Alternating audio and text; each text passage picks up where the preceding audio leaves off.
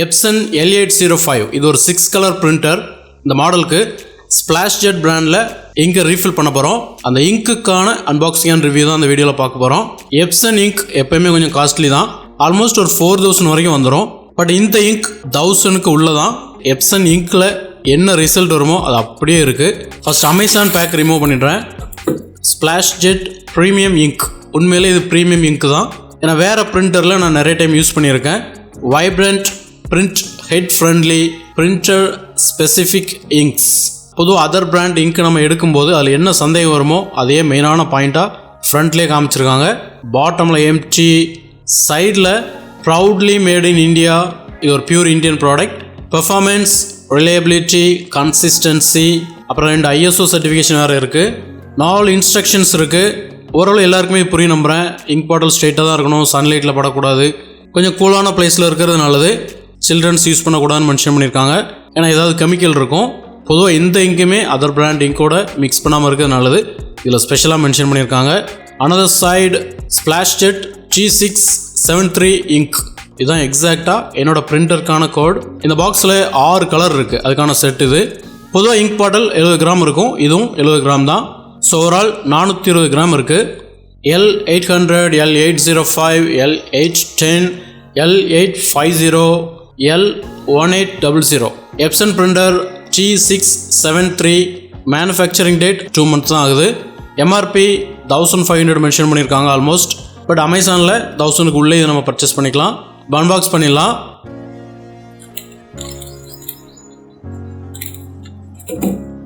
User manual சின்னதாக இருக்கிறதுனால நான் ஃபோட்டோலேயே காமிச்சிடுறேன். எனக்கு கொஞ்சம் ஜூம் பண்ணி காமிக்க முடியும்.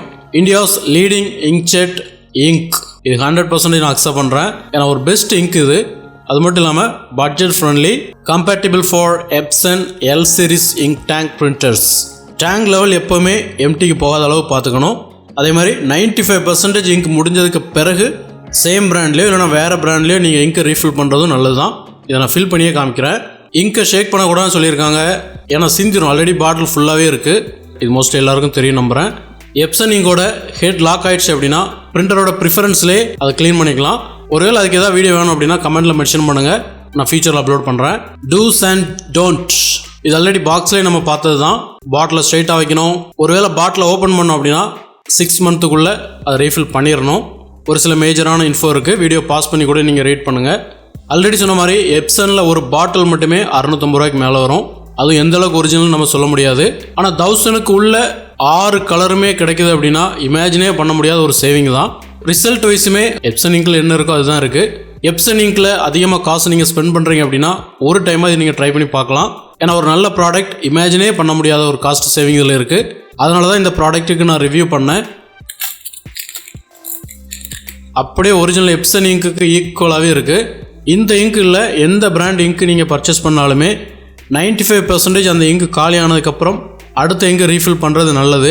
அதில் இன்னொரு பெனிஃபிட்டும் இருக்குது. பாதி நம்ம ஃபில் பண்ணிவிட்டு ரிமைனிங் இங்கை நம்ம பாதுகாத்துட்டே இருக்கணும். ஸோ ஒரே டைமில் முடியும் போது அப்படியே ஃபில் பண்ணிவிட்டு இந்த பாட்டிலை ட்ராஷ் அவுட் பண்ணுறது நல்லது. இதில் மூடியை கலத்திடலாம்.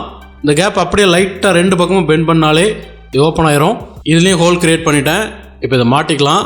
கொஞ்சம் ஷேக் பண்ணாலும் சிந்திரும்.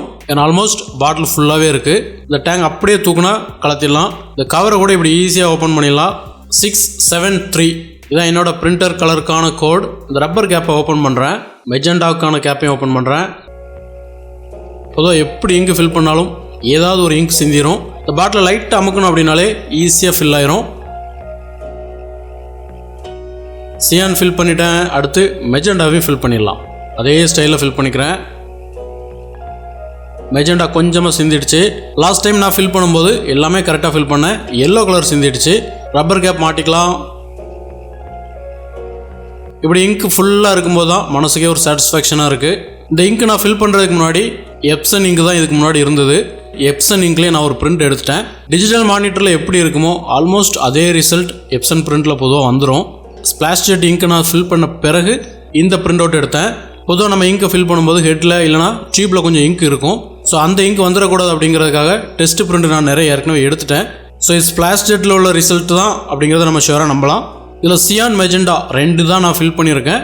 இதில் கலர் பார்த்தீங்கன்னா அப்படியே எப்சன் இங்கில் எப்படி இருக்கோ சேம் ரிசல்ட் தான். லைட் சியான், லைட் மெஜெண்டா 2மே எப்சன் இங்கு தான்.